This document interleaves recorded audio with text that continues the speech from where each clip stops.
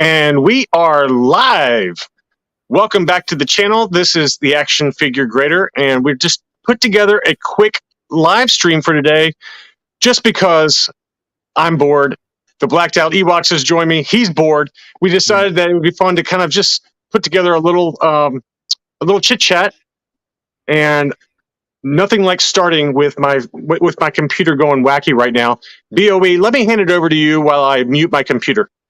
Okay, so hi everyone. What shall I say? Hi everyone. Hi. I'm gonna look at the comments. I can't post the comments, but I'll say hi to everyone. So hi Lax Sivrak. Hi Cisco Deer. Hi Kevin Delaney. Hi GA. Hi Only One Kenobi. Hope you feel better. Yeah, so for those of you watching right now, Only One Kenobi was supposed to join us tonight, but he is feeling under the weather. So I said, no pressure. We'll do it again some other time. But let's all wish him well because he is not feeling his best this evening. Yeah. And thank you for that. I had our live stream going on my YouTube, on my computer. So I had it kind of dual going, and it was just making some wonky noises. So Okay. Lax Sibrak has joined. Hi. Gerard C. Hi, folks, man. from Tim. Hi, Tim. Phil the Force. I want to come back to Phil the Force on something a little bit later on because he mentioned something in my last live stream. But hi, Phil. But anyway, first of all, let me do a proper introduction now that my computer is muted. BOE, how are you doing today? Thanks for joining me today. Good. Thank you for having me. Absolutely, man. And for those of you watching on the replay, I also want to get that out of the way and say thank you for watching the replay. But make sure to like and subscribe to both of our channels. But just as a quick background, most of you, I think, in here know by now the backstory. But I guess it was like 3 or 4 years ago that I was bored out of my skull. I was just getting sober. And then I was like, well, why don't I go on YouTube and just watch videos about Star Wars toys? Because I got a big collection of them. And lo and behold, I find the blacked out Ewoks. He was one of the few guys at the time that really covered graded Star Wars toys, which was kind of something I was interested in. Yeah. And I just kind of fell in love with a lot of your old videos. And obviously you've had a lot of content, lot of content on there since you've been doing it so long. And got a few other hellos out here. So that's the backstory, is how I met you, and quite honestly, I probably wouldn't even be on. Right now on YouTube if it wasn't for kind of being inspired by a lot of the great content that you put out over the years. So I want to hand it back over to you, and maybe you can just kind of waffle a little bit for your background and just some recent pickups. What you pulled out some stuff, right, to kind of show us things like that. Yeah. Okay, so I've been around on YouTube since 2009, so 13 years, and I think everyone knows my story that I've been collecting since '93, really. So I've had quite a passion for the original 1978 Star Wars, which, because we got a year later than you guys. I loved the figures when I was a child, and just playing with them. So when in '92 I saw a Princess Leia, everyone knows which store it was, Forbidden Planet.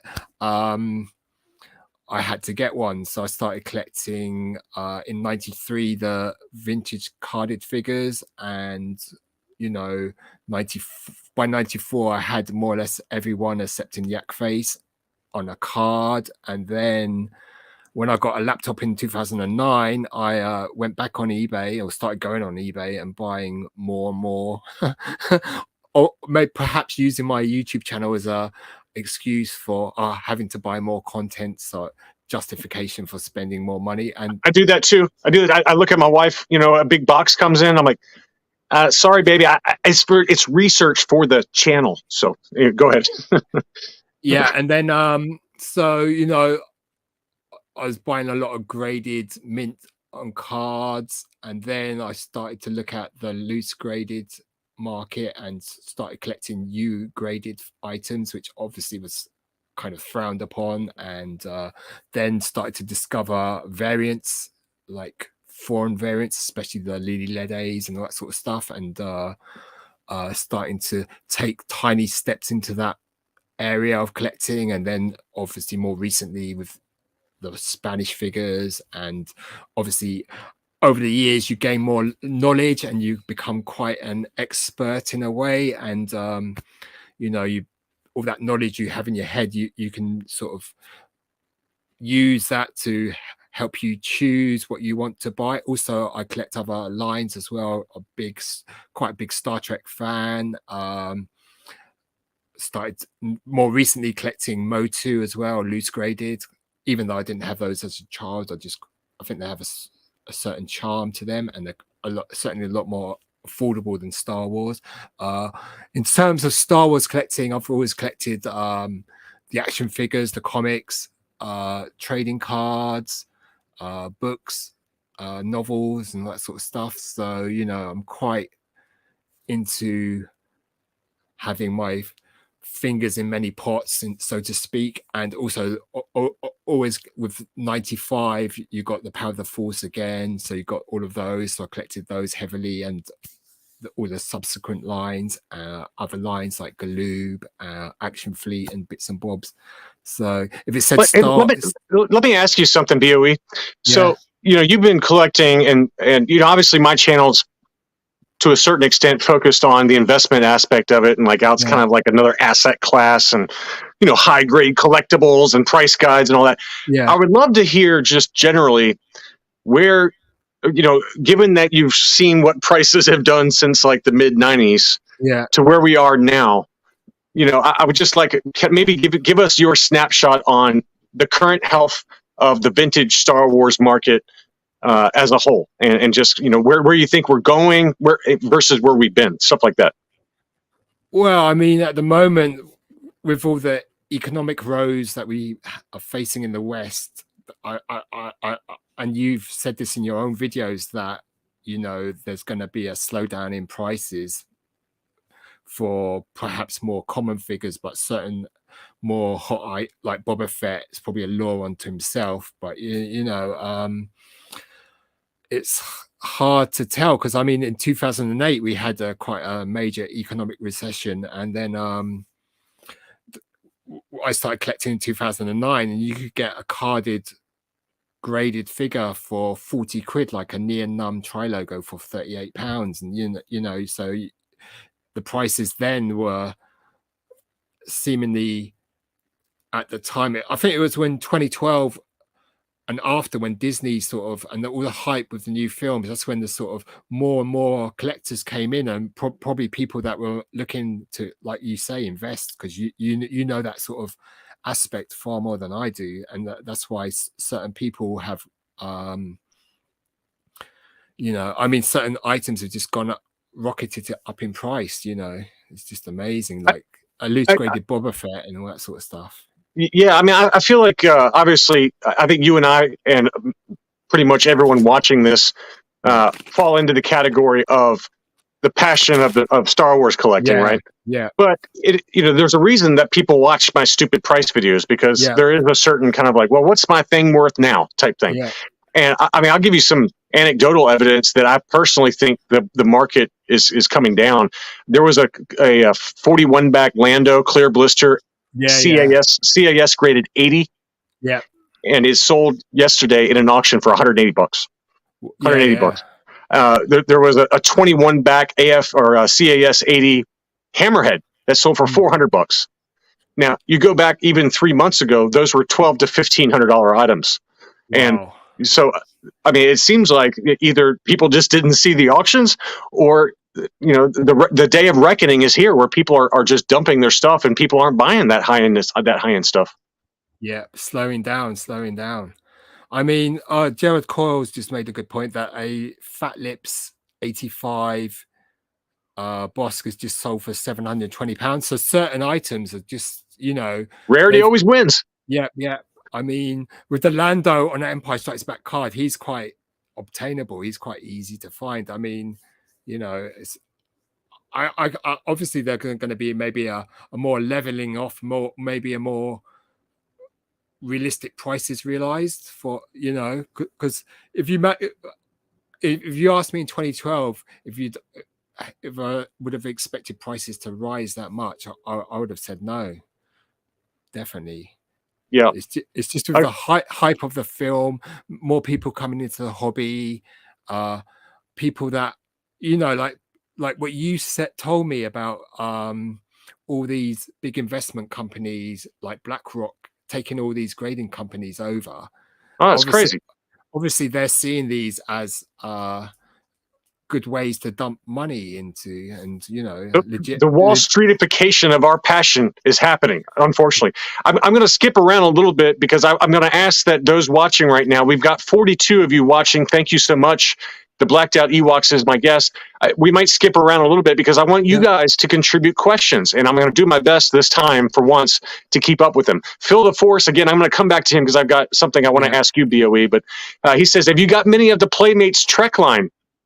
Not many. I've got some of the ones that came in the German boxes, and I did last year or the year before get a graded Playmates Locutus of Borg with the shiny armor.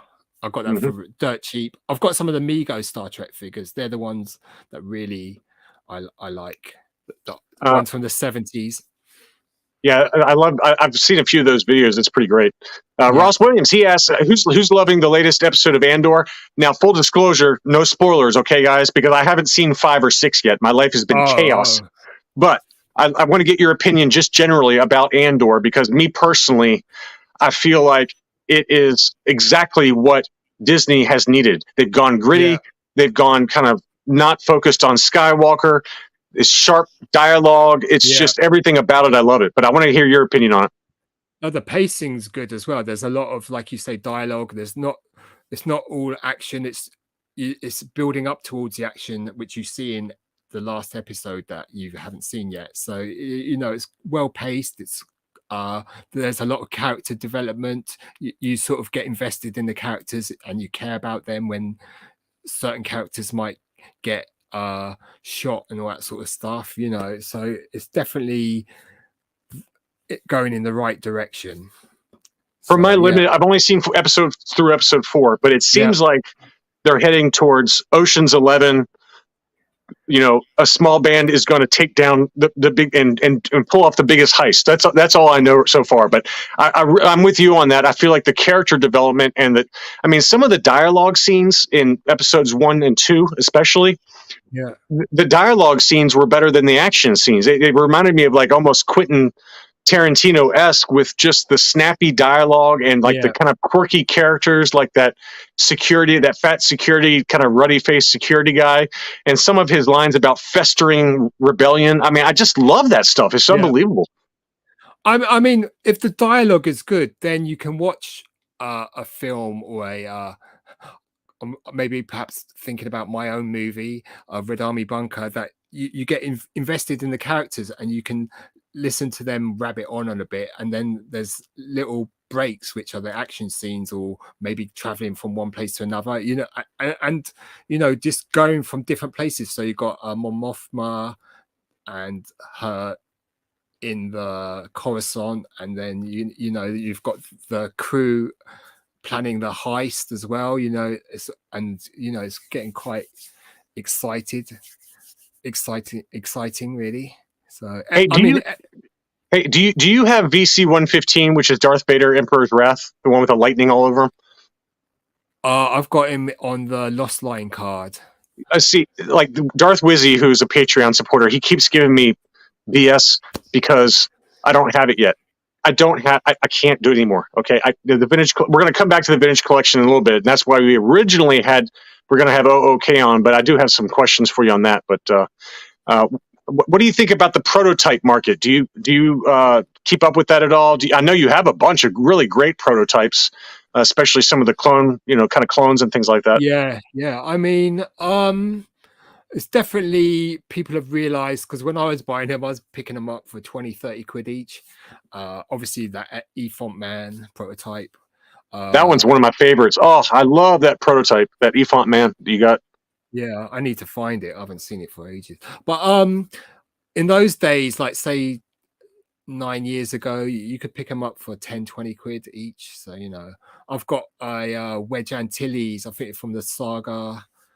It would be about 2004, and it's got the little markings on it. So I mean, I bought them all loose, so I need to get them graded eventually. The other ones that you own that I really like are the Clone Wars animated style ones. I believe you have like a Mace Windu and an Anakin that they're unpainted prototype. I love the look of those. The art style of those is really cool.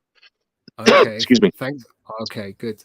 And I think I've got 3 of them I've got the Mace, the Anakin, and I think I've got the Count Dooku from around 2002, 2003 from a 3-pack. That's the one I was thinking of. Yeah, that Dooku. Yeah. They're quite nice as well. I got a question.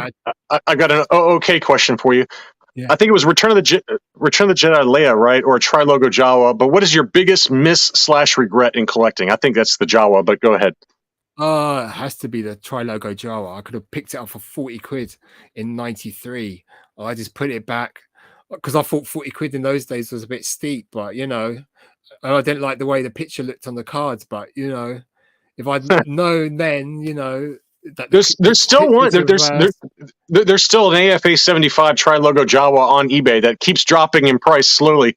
I had it in one of my what to buy videos, and I think at the time it was like, I don't remember, $6,000. Now I think it's now down to $5,000, and there's like 200 watchers up, something stupid, and it still has not sold yet though.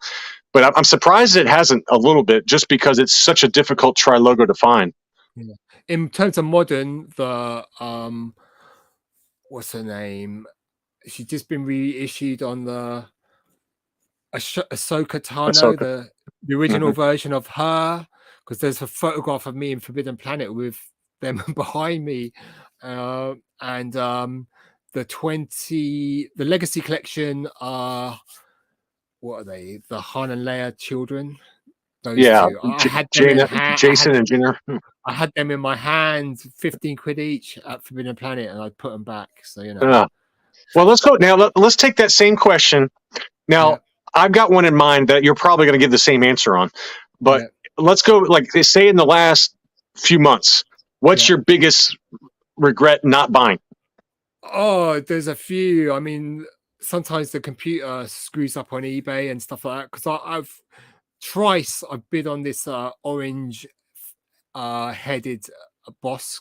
It's a Hong Kong CO. I still don't have that one either.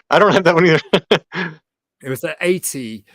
I bid on it on Christmas. I missed it. And then I bid it. It pops up again. It was either Muffin Man or Character Building. And, my blooming phone messed up on the bid. So, I'm sure it's the same one as well, the same figure, because I want that orange headed boss. I do too. And apparently it's one of those figures that degrades really easily, so that's why you very rarely see it in high grade. But everyone over here anyway is always like 70s or old case 80s that are all beat up. The figure's rattling around inside, but they still want stupid money for it. And there was a really, really nice one that was like an 80 plus, and the guy had it listed on eBay. This was several months ago.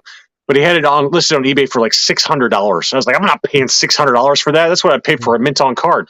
It's sold. It's sold in like less than 24 hours. I was like, I give up.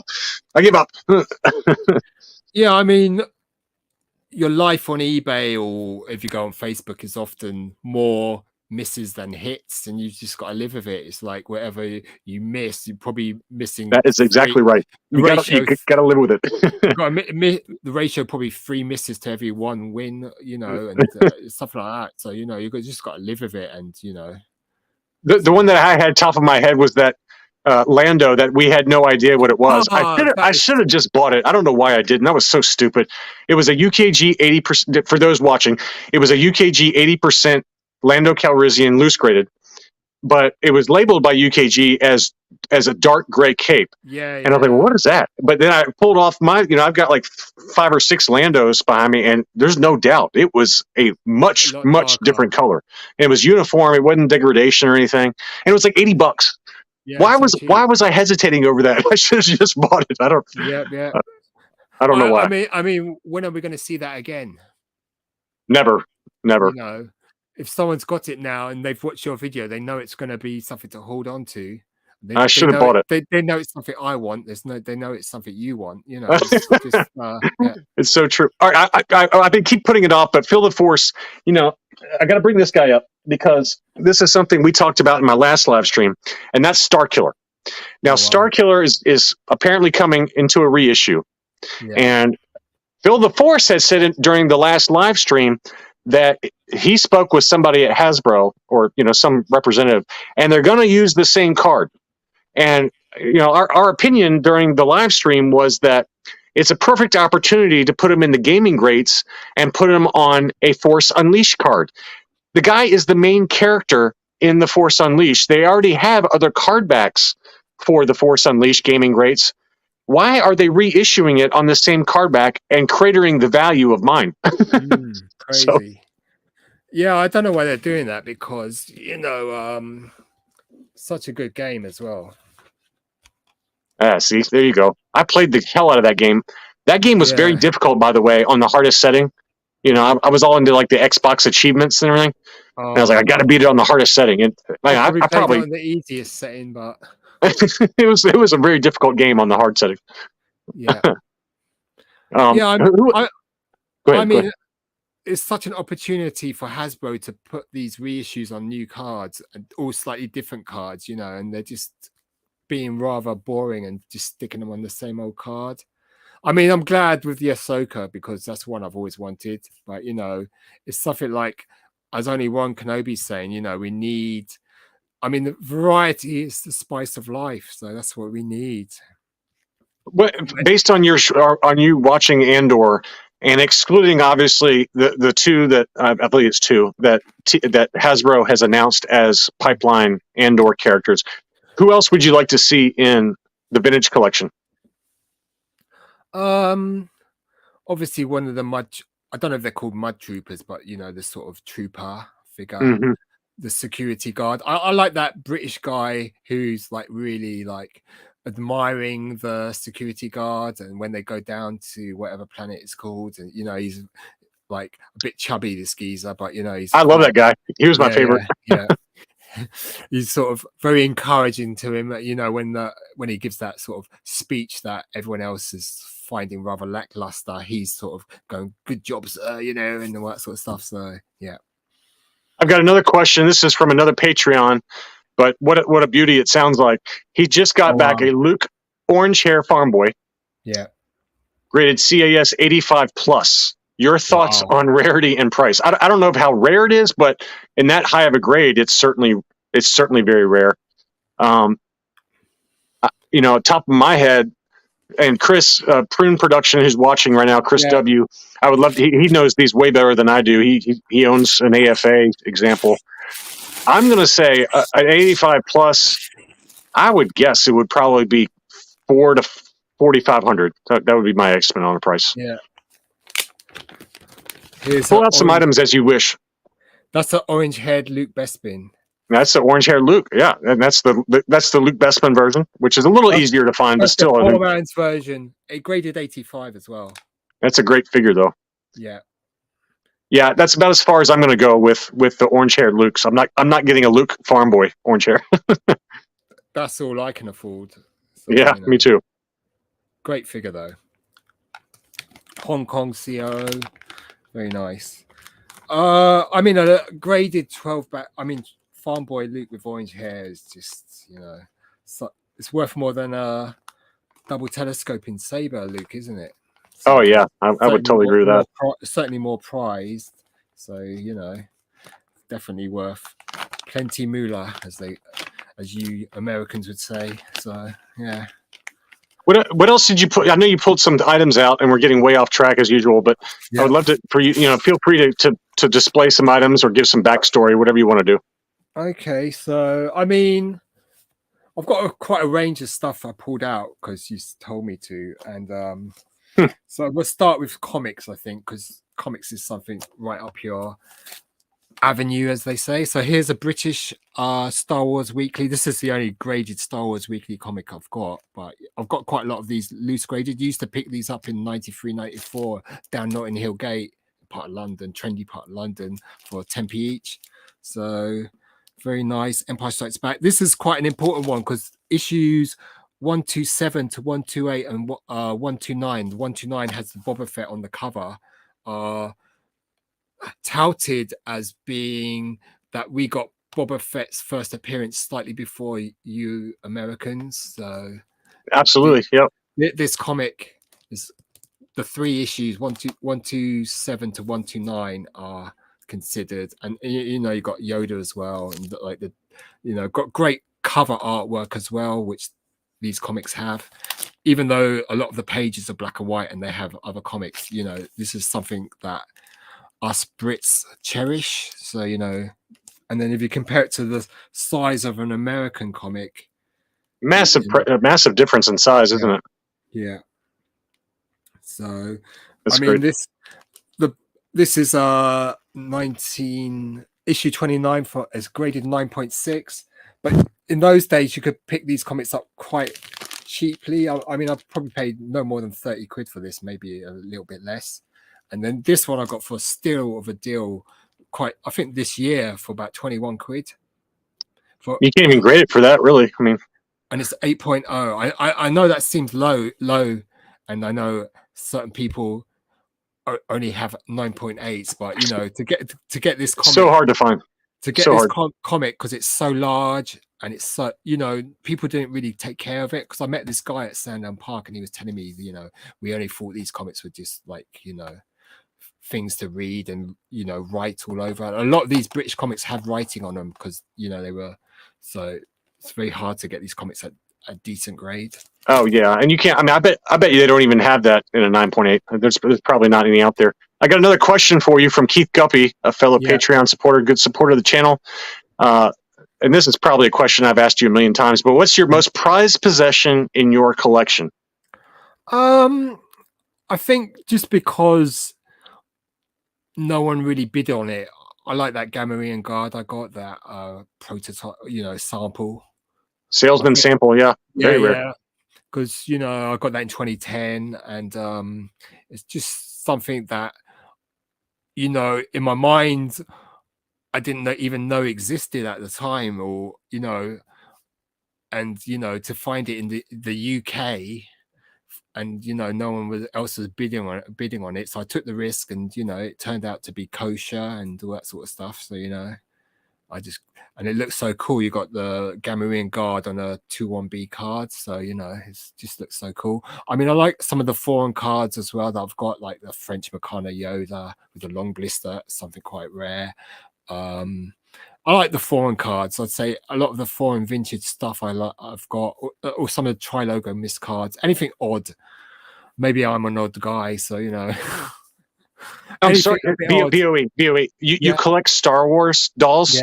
Yeah. I collect Star Wars dolls. Everyone watching this live stream right now collects them. We're all extremely strange. Okay. Let's get that out of the way. Yeah. All right. Cool. Yeah. So I like all the foreign variants. The Argentine cards, Brazilian cards, anything like that.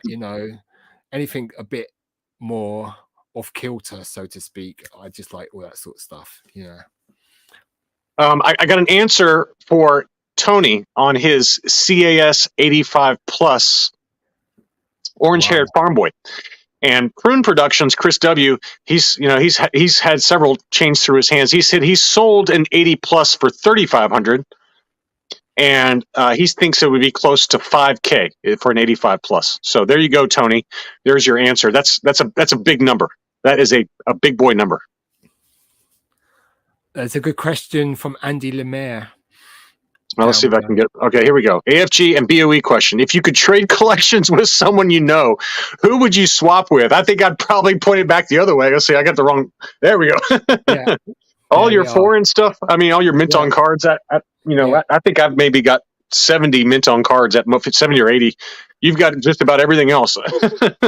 I'll be getting all those Bossk Oratets, all that sort of stuff, all those bootlegs, everything. So, well, chances are, judging by how hyperactive I am, my heart's going to give out way before yours does. So chances are you'll probably have all this stuff at some point anyway. Chris will be selling it all on Facebook. I think Yeah. honestly, my real answer would be Jeff Jacobs. I don't have the space for his collection, but Oh obviously wow, yeah, he's got yeah, everything. yeah.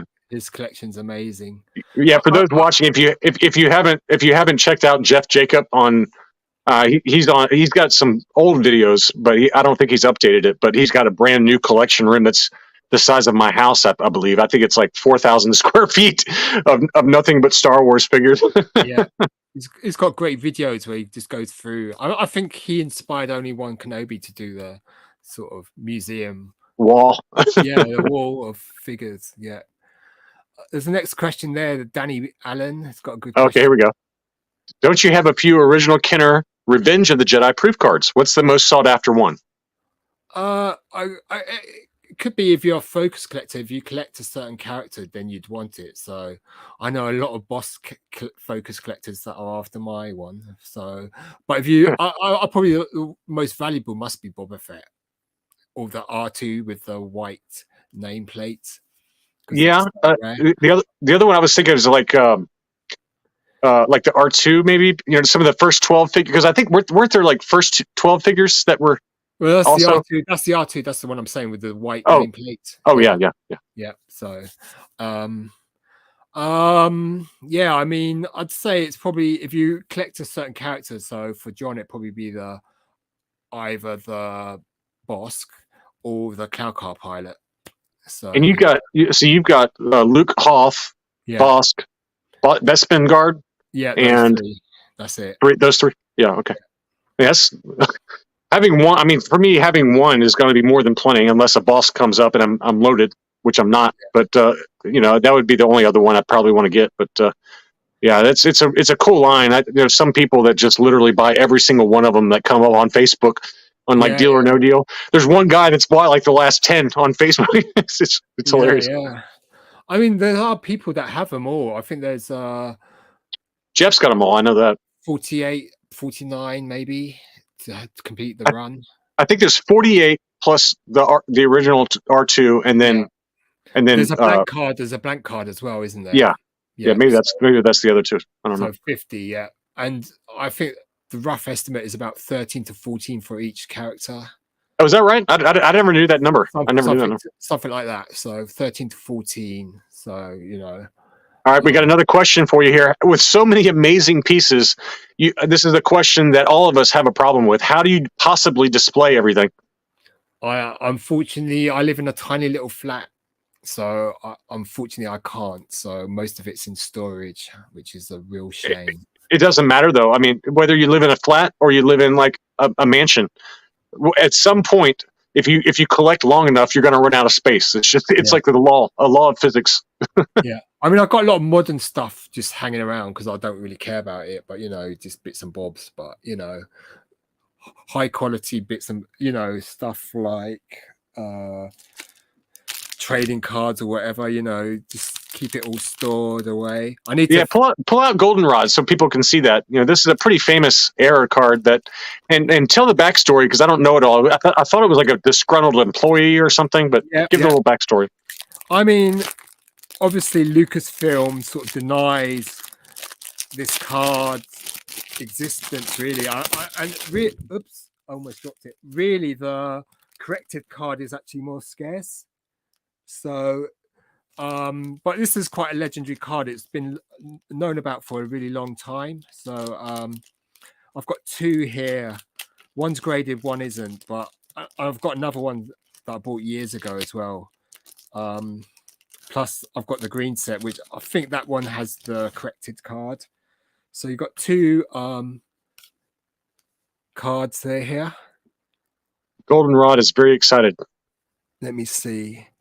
Very, very excited. So this droid took his Cialis. Let's leave it. I think it's Cialis, or whatever the other one was called. So Lucasfilm explains it at the exact time the picture was taken. A piece of C-3PO's costume fell down and matches up exactly where C-3PO's thing would be, and whereas with what you said with the disgruntled or someone who was making these cards for a laugh, just thought he'd airbrush a little bit of extension onto the card, and so many of these were released in the green set of the US cards. So we never got these in the UK.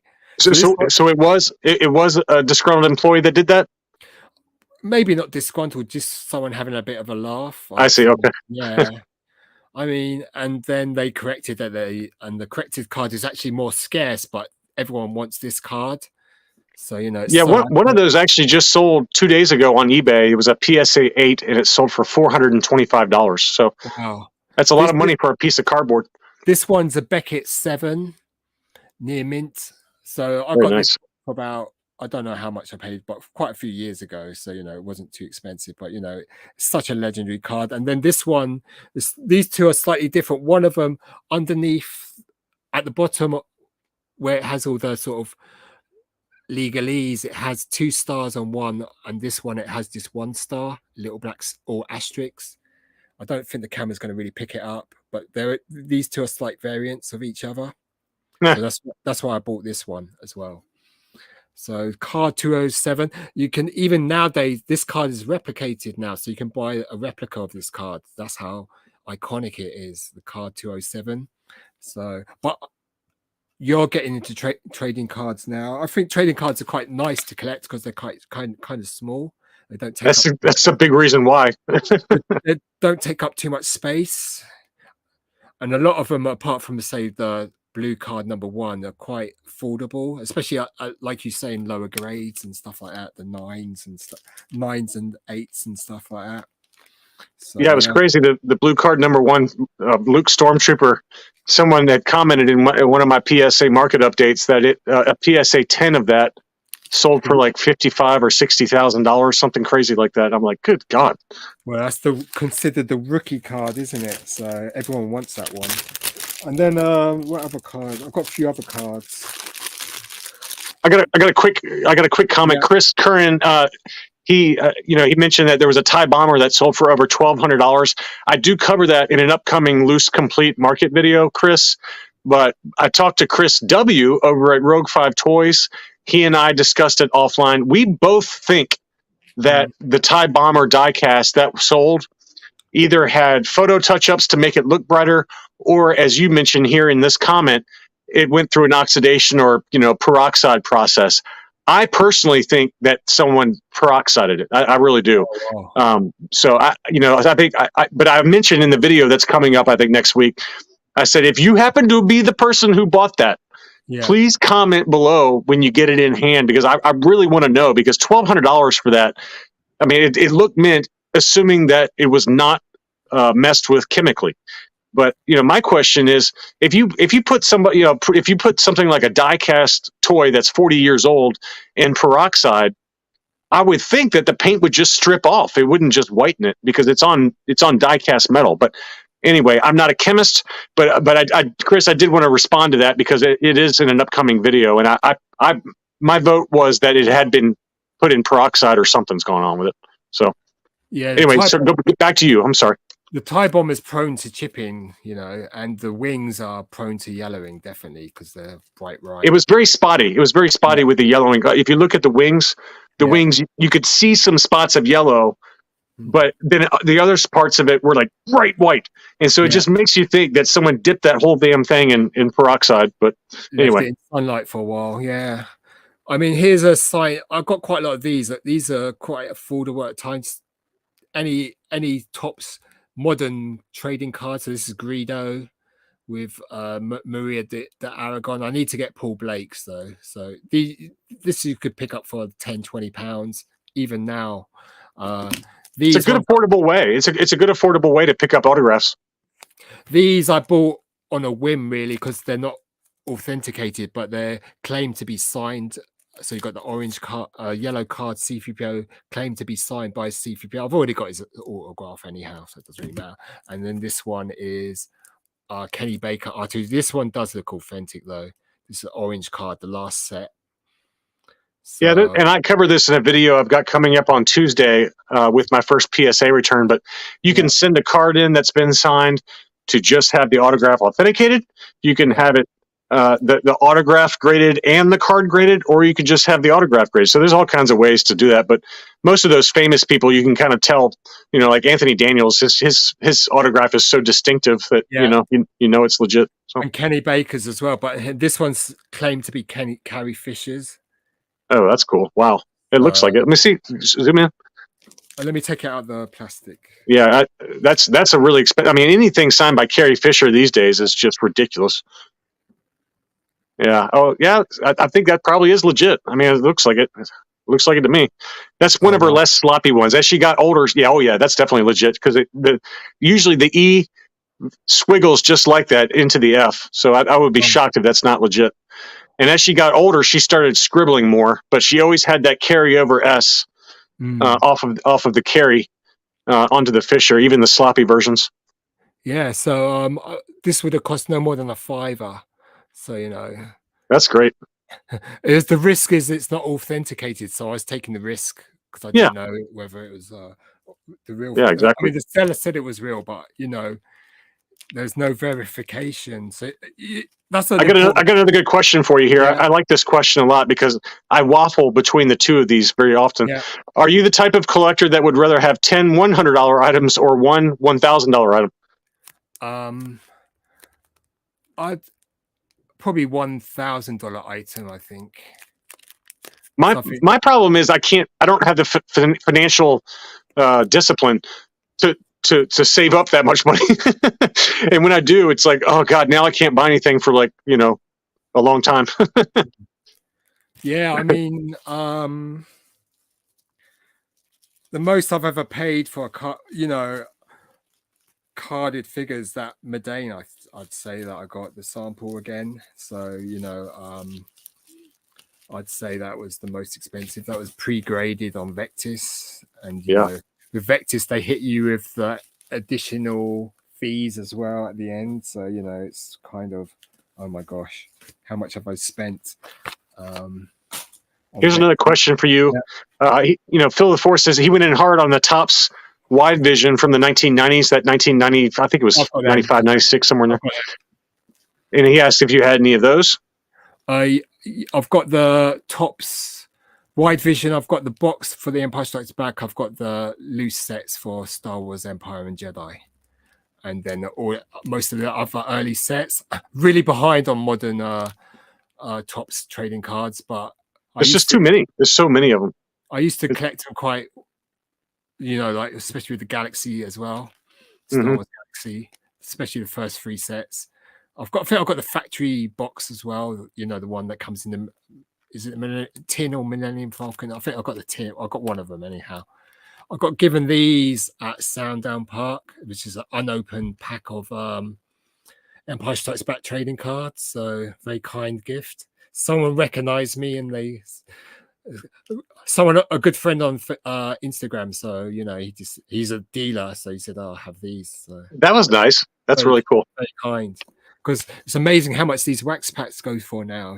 Oh yeah, no kidding. You never know when you're going to open. I see occasionally in some of the Facebook, trading card groups, some guy will say, I'll go ahead and open it up, and then I'll get like some rare, Luke Skywalker card out of a $25 pack, and it's just incredible to see, pack fresh 40 years later. It's unbelievable.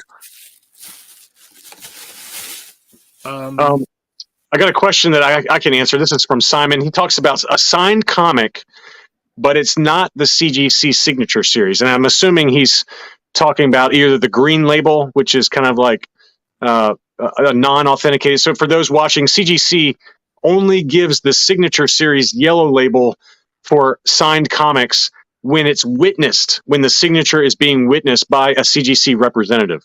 And if it isn't, then they give it the green label, and it's a very significant drop in resale value because CGC will grade it, but they won't say who signed it. So now you can send it over to CBCS for a yellow label. That's one option, but in general, CGC green labels versus yellow labels, it's a pretty significant drop in price value. All right, let's see what else we got. BOE is the GOAT, Salacious Rum, and he's right. He's got quite the collection these days. Cool. All right, do you want to pull out some other gems here, BOE? Yeah, yep.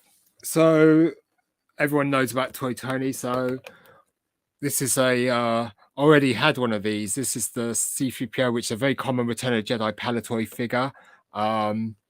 So 2013, 14 people started to find out about Toy Tony, and so they started to dump all their Toy Tonys. So I got this for mint on card, 20 quid. 20 quid. And I've got one that's graded by AFA, so they even passed, some of those Toy Tonys passed early authentication for those watching, which is crazy. I got the Death Star droid for 40 quid in a acrylic case. So I'm obviously I got the FX7. You've just bought that German Bosk, so obviously there's after 2013 now there's a sort of, I guess, a rapprochement with Toy Tonys, because people are seeing that they are these. If you want a German card, the only way you're going to get a German card realistically is to have a Toy Tony. So it's funny because even on Facebook and some of these high-end collecting groups full of people that are way more knowledgeable than I am, people will still list a lot of these Toy Tonys and not say, hey, this, by the way, this is a Toy Tony. They didn't even know, when they listed it for sale, that an item in their collection is a Toy Tony's. It's anytime. I think it actually was a Palatoy Death Star droid that was graded. It was like AFA 85 or 90, something really high. And he had it listed for sale, and someone said, this is a Toy Tony, just so you know. And he's like, what? I had no idea. Either he was lying, which is possible, but you gotta see the lists, and usually it's pretty obvious, though, right? When they're graded that high. Yeah. I mean, there was. I remember before the scam, there was always a 95 grade General Mills Obi-Wan, which I was always tempted to buy, but I never got around to it. But I bought quite a lot of the German cards, graded. So I think my most expensive one was that Palatoy Luke Skywalker Farm Boy. Wow, yeah, that was nice. Yeah, that was a 90, but it's, like you say, it's still nice. It's still a classic. I'm with you though about the comment about the fact that they've experienced a little bit of a revival, right? They really dipped a lot, even not that long ago. Yeah. And people didn't want them, so they'd see them on eBay and they'd, $100, $200, whatever the number is. But now I do see them get listed and appropriately named a Toy Tony in the listing on Facebook or whatever. And the numbers are pretty eye popping for some of them, like, especially Boba Fett, obviously.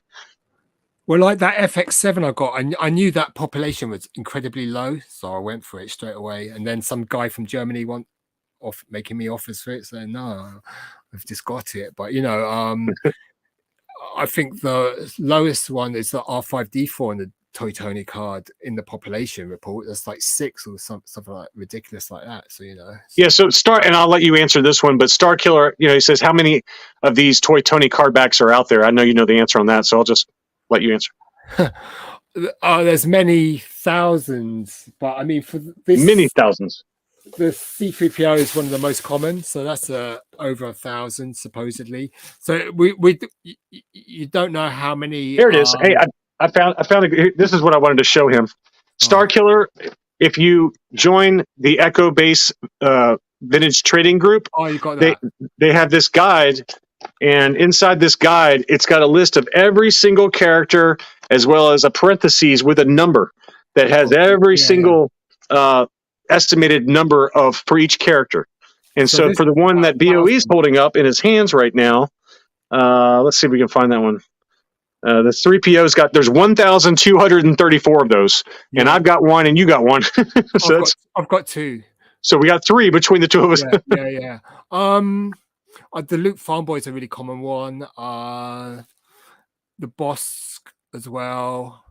Yeah, the Luke, because there's 885 of those. The Bosk is common. The Bosk is very common, 500. Snowtrooper is very common.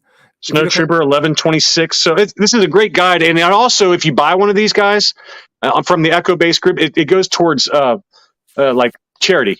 So it was like $15 or so. But that's a very helpful kind of one-page snapshot. And what I do is I keep it on my phone. And then if I have a question at all, I usually don't anymore, but if I do, then I just pull it up real quick. Yeah. Yeah. So I mean, it's really useful that. I've got another easy one for you here. I'm going to give you a softball. What was your first figure you purchased as a kid that you remember? Was Bosk your favorite as a youngster as well? My first figure I bought was a Palatoy 12-back Han Solo, which I bought. I made a video about the shop I bought it from just before the COVID lockdown, all that sort of stuff. It was Barnett's Toy Shop in Portobello Road, which is quite a trendy area now. So that was the first one. It was 99p. I remember my mum took me and my sister. We could have one figure each. In my mind, I was expecting something like a Mego size figure, so I was quite surprised how small they were, but I just love those figures. I think my second figure was One Kenobi, then maybe Darth Vader, Stormtrooper. My favorite three figures are the Han Solo vest, the Luke Farm Boy, and the Princess Leia, just because they're so iconic. They are. Yeah, it's kind of hard to go wrong with any of those, really. Yeah, so those are my three favorite old school Star Wars and New Hope. So they're my favorites. Yeah. What are you hunting? What are you hunting for next? I mean, it seems like, obviously prices are on the way down, but they're still pretty high. So maybe name off some variants that you kind of like casually hunting. Well, I'm still sort of dabbling in the PvP POC area, like you are. Some of the Lily Ledays that I wouldn't mind acquiring as well. When they, at the moment in the UK, there's a couple of good eBay sellers that often have great variant loose figures. So I've been doing runs of certain figures like I'm not going to take them out, but the Walrus Man. So I've got the Spanish figures here. I've got the eye stamp, the mint green, the dark green head, all that sort of stuff. So once you start getting into these variants, you go with variant villain. It's a never-ending rabbit hole, isn't it? Yeah. So there's here in this bag is 5 Walrus Man. You've got U graded, you've got 85s and 80s. So it's quite an interesting area to collect on. I mean, Walrus Man is the sort of figure that doesn't really look at all like the movie character, but he's he has a certain charm to himself. He's very disco. He's very, of its time, the late 70s, which, you can make an argument. I think that if you took someone who knew nothing about Star Wars, and you put a Darth, but they knew of Star Wars. I mean, let's say you put like a Darth Vader or a Luke Skywalker right next to Walrus Man. Yeah. I mean, you can make the argument just looking at those two characters that you would think they're from totally different franchises, right? Yeah. I mean, the figures by Return of the Jedi, the sculpt improvements in sculpting was just leaps and bounds. I mean, this is my eyesight's getting a bit funny. Lily Lede. So this is the Mexican 88. And here's the make sure to hit that like button, guys, who's watching. The Noku 88 and the Noku Neon Num.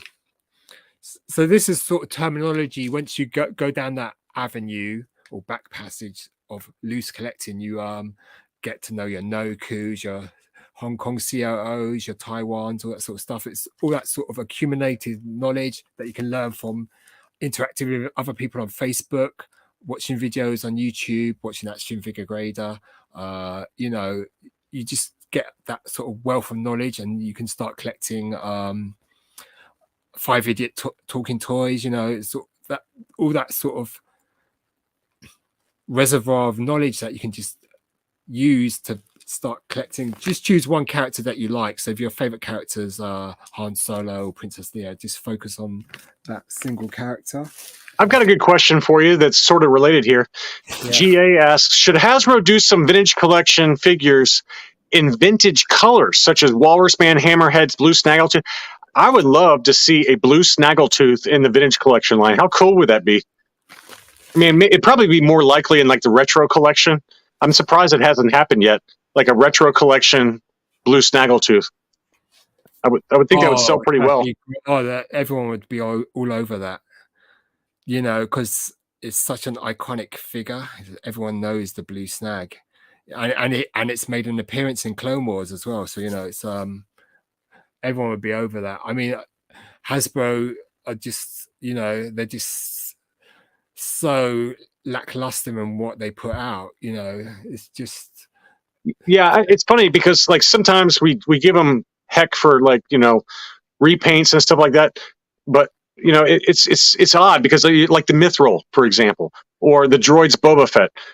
Those are examples of figures where Hasbro, in my mind, they did repaints right, or in the case of Mithril, they went above and beyond with like accessories and how it presents inside the card and things like that. But I'm with you in general. That's two examples in a sea of laziness. the most obvious is Vlix. They must. That's an easy figure to sculpt, and everyone wants a Vlix. Can you imagine if they did a retro collection Vlix? Yeah. How many that would sell? I mean, it would sell thousands of them. Thousands. That's such a great figure. Yeah. Well, it is mind blowing though that you look at where the vintage collection is and all the reissues. What is your opinion? I know that Ahsoka aside, do you care that Hasbro's reissuing all of the Jabba's henchmen, like Weequay and stuff like that? Or, what's your opinion on the reissues outside of Ahsoka, obviously? Well, the Weequay was one of those fan figure choices. So, that was one of the figures that people wanted back because, everyone who's got a barge, they want that figure to display loose. So that makes total sense to me. So I think plus it's next year's the 40th for Jedi. So I think people will want Jedi carded figures just for the nostalgia kick if you're around in 83 and then 40 years later. Hey, one other thing, you brought up a good point about Clone Wars. All right, you had mentioned the Clone Wars. And we obviously just saw I forgot his name already, but the new reveal from Hasbro for Havoc. Havoc is going to be a new Walmart exclusive clone to celebrate the Clone Wars 20th anniversary. So there's going to be more of this 20th anniversary Clone Wars stuff. Who would you like to see on the vintage collection, card backs that maybe beyond reissues? From the Clone Wars. Oh my gosh. I mean, I'd like to see Cad Bane personally. He's one I'd like to see. Just some of the kind of secondary characters. I'm just trying to think out loud who they might be, but I wouldn't mind seeing like an animated style for Anakin Skywalker and Kenobi. Just like the animated style, similar to the original Clone Wars figures from 03. Yeah. I don't know if they'll ever do that, but I think it would be pretty cool. A lot of those original figures, like Shakti and all, they were great figures back in 2010. They were the paint apps, incredible. Yeah. And the guy, what's his name? The guy who with the hat, the bounty hunter. I can't remember his name, but Embo or something. Embo, yeah, him. And there was a guy, a little character that got into a big costume. Right. Because I missed that one. It's quite a lot of them that it could be reissued because that line was very popular. Because you go back to 2010, if you watch YouTube, then a lot of like Sith Lord 229, they were all reviewing those figures, the Clone Wars figures and the vintage collection at the time. So it's a great time, 2010, 2009, and all that sort of stuff. Right. Well, we've been going for about an hour, but maybe one last question would be, money aside here. Now I'm going to focus solely on. What do you got here? All right, let's take one quick look. I took it out. I've taken it out, so I'm going to show it. Yeah, do it. Do it. As Magnus Magnusson would say on Mastermind. So this if you brought it out, we got to put it on the channel here. Let's see it. The 41 back Sam Person graded 80. So quite nice, first 12 figure on a Empire card. In the 2013, 2012, whenever I got this, you could pick the whole fit, graded for about £99, maybe a little bit less. So, it's not bad in those days, whereas now you're talking about a nice, this figure's graded. it's like 80, but it'd be a great 80U. So that's £100 just for the figure now, loose graded. So easy, yeah. And I don't know what it is about the Sand People on an Empire Strikes Back card. I actually think it looks the best on the ESB card for some reason. I just love the way that looks. It's a great combination. Yeah, it looks great. Beautiful. Obviously, I prefer my 12 back though. Oh yeah, well, of course. If I ever find my 12 back Palatoy Sand Person, that's never been shown, so I'll have to dig that out one day.